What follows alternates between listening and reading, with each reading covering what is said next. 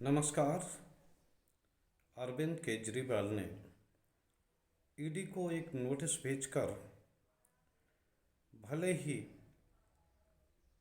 खुद को अभी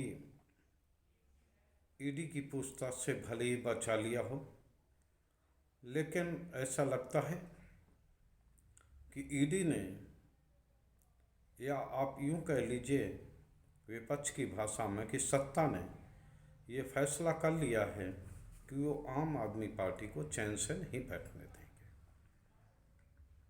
अरविंद केजरीवाल को आज ईडी के समक्ष पेश होना था। इससे पहले ही अरविंद केजरीवाल ने एक नोटिस भेजकर ये सूचित किया कि मध्य प्रदेश में या अन्य राज्यों में चुनावी प्रोग्राम होने के कारण वो पेश नहीं हो पाएंगे, और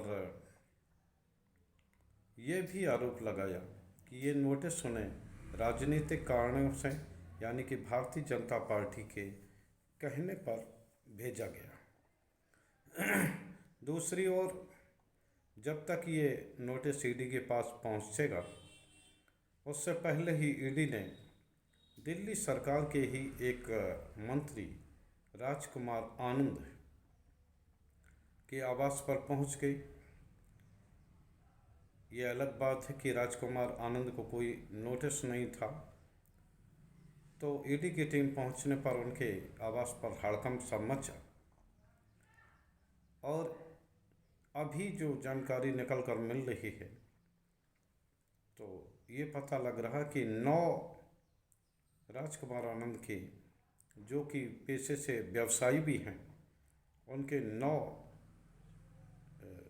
ठिकानों पर छापेमारी ईडी की जारी है। ये मामला उत्पाद शुल्क को लेकर है। कस्टम विभाग ने एक हवाला ट्रांजैक्शन के कस्टम विभाग ने एक मामला राजकुमार आनंद के खिलाफ लिखा था। उसके बाद ईडी की उसमें एंट्री हुई और ईडी ने हवाला ट्रांजैक्शन के नाम पर भी एक अलग से मामला राजकुमार आनंद के खिलाफ लिखा था। हालांकि पूछताछ के लिए ना तो उन्हें समन किया गया और ना ही कोई ऐसी जानकारी दी गई जैसे कि मंत्री के ओर से और आम आदमी पार्टी की ओर से बताया जाता। लेकिन ईडी अचानक उनके आवास पर पहुंची और छापेमारी की कार्रवाई शुरू कर दी। आखिर क्या कारण है कि अचानक भारतीय जनता पार्टी की बी टीम मानी जाने वाली आम आदमी पार्टी क्यों भारतीय जनता पार्टी की आंखें किरकिरी बन गई? आप सभी लोग जानते हैं कि 2011 में जब अन्ना हजारे जी के समय उनके नेतृत्व में इंडिया अगेंस्ट करप्शन नाम का एक आंदोलन चल रहा था, उसमें राष्ट्रीय स्वयंसेवक संघ ने बहुत मदद की थी। हालांकि ये मदद पर्दे के पीछे से थी और उस समय कोई राजनीतिक पार्टी गठन करने का मंशा भी मेरे ख्याल से उनका नहीं रहा होगा। लेकिन बाद में 2013 में जब केजरीवाल ने कांग्रेस के साथ मिलकर ही सरकार बना ली, उसके बाद फिर से पूर्ण मोहम्मद की सरकार आम आदमी पार्टी की बनी, तो भारतीय जनता पार्टी के लिए वो आम आदमी पार्टी जिन्होंने कि कांग्रेस की 15 साल पुरानी शीला दीक्षित सरकार को उखाड़ फेंका था, वो आम आदमी पार्टी अचानक भारतीय जनता पार्टी की चहेती बन गई। जहाँ जहाँ भाजपा और कांग्रेस की सीधी लड़ाई होती थी, आम आदमी पार्टी को वहाँ प्रवेश दिया गया, वहाँ चुनाव लड़ा। परिणाम वही होना था, क्योंकि दोनों लोगों की वोट लगभग एक ही हैं। आम आदमी पार्टी ने भी कांग्रेस की वोटों पर ज़्यादा कब्जा कर रखा है। हालांकि दिल्ली में हुए इलेक्शन में उन्होंने दोनों दलों का ही सफाया किया। एक बार 70 में से 67 और दूसरी बार 64 करीब सीटों पर उनके उम्मीदवार जीते हुए। और पंजाब में भी जब आम आदमी पार्टी ने चुनाव जीत लिया और गुजरात में भी जाके 14% करीब मत हासिल करके जब आम आदमी पार्टी ने 5 सीटें भी जीत ली, तो भारतीय जनता पार्टी को ये महसूस हुआ कि वह टीम जिसे उन्होंने कांग्रेस को ख़त्म करने के लिए सहयोगी के रूप में रखा था, अब वो उनके ही लिए मुसीबत का कारण बनती। और दूसरी ओर आम आदमी पार्टी ने अचानक प्रधानमंत्री पर व्यक्तिगत टिप्पणियां भी करनी शुरू कर दी। असली लड़ाई तब से शुरू हुई जब से आम आदमी पार्टी व्यक्तिगत, नहीं तो अरविंद केजरीवाल कभी भी, भले ही वो चुनाव बनारस में लड़ चुके हों उनके खिलाफ, लेकिन सीधी टिप्पणी से वे बचते थे। लेकिन अचानक ये स्थिति देखी गई कि चौथी पास राजा की भी कहानी हम सभी लोगों ने सदन के अंदर सुनी। संजय सिंह और तमाम लोगों ने जिस शब्दों में प्रधानमंत्री को टारगेट किया, अडानी से लेकर उसके संबंध को लेकर टारगेट किया, तब से मुख्य रूप से दुश्मन नंबर 1 आम आदमी पार्टी हो गई। इस समय अरविंद केजरीवाल को समन दिया था, बैठकों का दौर चला, लिहाजा बाद में ये फैसला हुआ कि अभी वो शामिल नहीं होंगे। और आज वो सिंगरौली मध्य प्रदेश में एक रोड शो और जनसभा को संबोधित कर रहे हैं। निश्चित तौर पर ईडी अरविंद केजरीवाल को हल्के में नहीं छोड़ेगी और दूसरा समन भी उन्हें सीध दिया जाएगा। हालांकि अरविंद केजरीवाल ने भारतीय जनता पार्टी पर ईडी भेजने का नोटिस, जिस तरह ईडी के नोटिस को भारतीय जनता पार्टी पर शिफ्ट करने का प्रयास किया है, तो वो एक राजनीतिक कारण रहा होगा। लेकिन राजकुमार आनंद, हालांकि वो अन्य मामले, हवाला ट्रांजैक्शन के मामले में ईडी के जांच का सामना कर रहे हैं, लेकिन अगर आम आदमी पार्टी के किसी मंत्री पे, या मान लीजिए आज राजकुमार आनंद को जेल भेजना पड़ता है, तो निश्चित तौर पर एक डेंट लगेगा।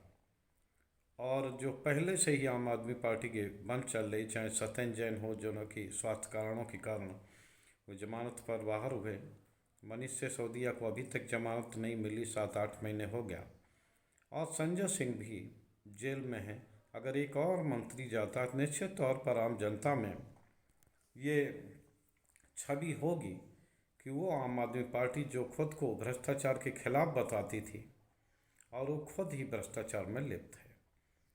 अभी शीश महल का मामला भी बहुत बीच में चर्चा में रहा था, जिसमें 45 करोड़ रुपया अरविंद केजरीवाल ने अपने आवास के साथ सज्जा पर खर्च किए थे। तो आम जनता के मन में ही भी ये बात घर करती जा रही है कि वो लोग जो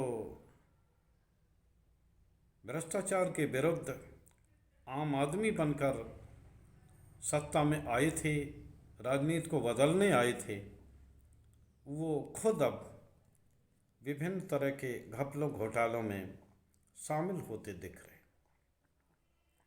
दूसरी ओर अरविंद केजरीवाल की जो चाह है,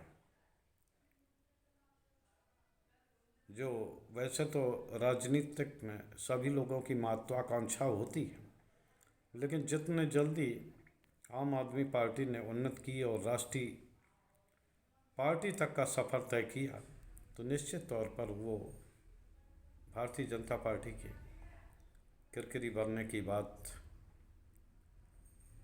होनी थी और हुई भी। पहले वो आम आदमी पार्टी के सहारे कांग्रेस को कमज़ोर करते थे, लेकिन जब विभिन्न योजनाओं के जरिए उन्होंने अन्य लोगों के वोटरों पर भी हावी होना शुरू किया, तब आम आदमी पार्टी को निपटाने की बात है। अब ये नहीं कहा जा सकता कि कोई शराब, जो दिल्ली शराब घोटाला, उसमें कुछ गड़बड़ नहीं हुआ होगा। आखिर क्या कारण है कि माननीय उच्चतम न्यायालय भी इस मामले पर आम आदमी पार्टी को कोई छूट देने को तैयार नहीं। यहाँ तक कि उन्होंने ये तक कहा था कि आखिर वो मनी ट्रेल गया कहाँ। अगर आप बता रहे हैं कि पार्टी के पास पैसा गया, तो क्यों नहीं आपने पार्टी को आरोपी बनाया। तो संभवतः अरविंद केजरीवाल को इसीलिए नोटिस भिजवाया होगा क्योंकि बीच में ईडी ने भी सुप्रीम कोर्ट में कहा था कि वो आम आदमी पार्टी को भी आरोपी बनाना चाहते हैं।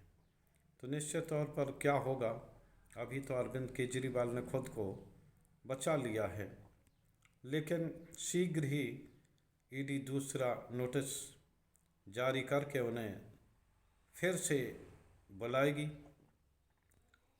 कब तक आखिर ईडी के उससे बचा जा सकता। अगर बार बार आप इसको निगलेक्ट करेंगे तो निश्चित तौर पर आम जनता के मन में भी ये शक रहेगा कि जब कोई गलत नहीं किया, जैसे कि सत्यमेव जयते खुद को कहते हैं वो, और बार बार केजरीवाल भी ये कहते पाए जाते हैं कि सांच को आँच नहीं,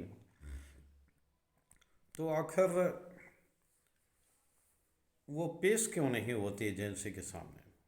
भले ही इसका कारण कुछ अलग रहा हो, ईडी की कार्यशैली अलग रही हो, ये अलग विषय होगा, लेकिन अगर जनता के मन में ये बात घर करती है कि आखिर क्या कारण है कि न्यायालय आम आदमी पार्टी को छूट नहीं दे रही है, तो निश्चित तौर पर आम आदमी पार्टी को इसमें डेंट लगेगा और उन्हें निश्चित तौर पर राजनीतिक रूप से तकलीफ होगी। आज जो छापेबाजी हो रही है, राजकुमार आनंद को अगर ईडी हिरासत में लेती है तो निश्चित तौर पर उन्हें भी जेल जाना ही होगा। और इधर अरविंद केजरीवाल, जिन्हें कि अब ईडी टारगेट कर रही है, तो निश्चित तौर पर अरविंद केजरीवाल को ईडी से भागने के बजाय, ये बात ठीक है कि अभी चुनाव का समय चल रहा है, लेकिन क्या किसी चीज़ की आड़ को लेकर देर की जा सकती है जांच में। भाई चुनाव ज़रूरी है, लेकिन जांच भी ज़रूरी है, जो उसकी सुप्रीम कोर्ट की जिस पे निगाह रख रहा है सुप्रीम कोर्ट, तो आखिर उसकी जांच भी होना बहुत ज़रूरी है। खैर क्या होगा, केजरीवाल जी ने भले ही राजनीतिक रूप से भारतीय जनता पार्टी को फंसाने का प्रयास किया होगा, लेकिन ये महसूस होता है कि आम आदमी पार्टी के भी अच्छे दिन अभी नहीं चल रहे हैं। आज के ब्लॉग में बस इतना ही। जय हिंद, जय भारत।